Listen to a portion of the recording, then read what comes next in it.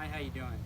Something I wanted to comment on is the role of the right arm in the downswing and the right elbow unbending.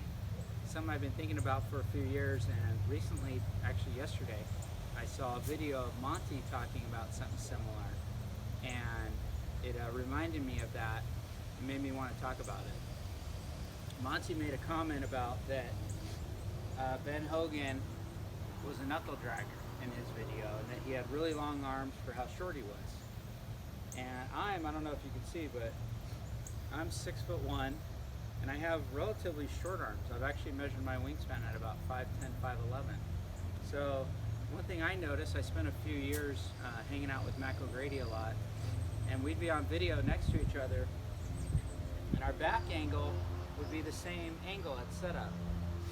But his hands, his clip shaft would always be at a relatively low angle, and mine with the same back angle would be so much more vertical because he was very similar. He had relatively long arms.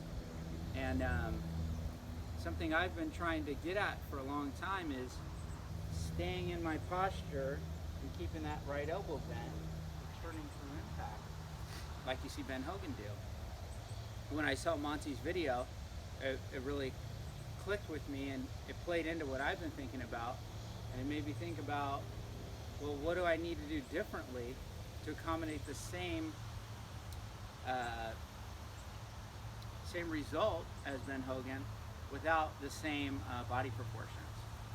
So, and this is something I thought about before, that the unbending of the right elbow is not only for speed, structure, but also to get you back to the desired place on the plane. Because if I keep my right elbow too bent, I'm going to be way up here at release point, and I'm going to have to do something like this. And you see some players do that, like David Toms. See David Toms come down. He has a relatively bent right elbow, kind of upright posture, and he kind of uncocks to get down to the ball. Where Ben Hogan, as you said, he's way down here, he can just rotate through.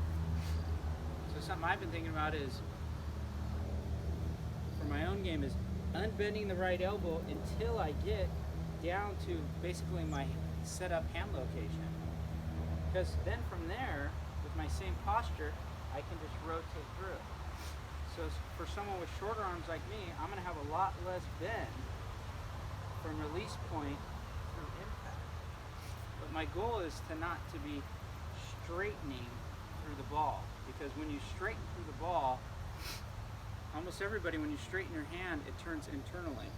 And so same thing, straightening the wrist, you're going to be kind of flipping the club face more than just the rotation of the left arm. There's a rotation of the left arm, but if I add the flipping of that rotation of the right wrist, you get some club face closure. And I believe that's why you get some really bad hooks sometimes, if you're coming out of your posture and straightening your right arm through impact. So try that. Practice coming down the plane with your arms and straightening the right arm until you get to where your hand location was at address. And you can rotate through. Curious what your thoughts are on that.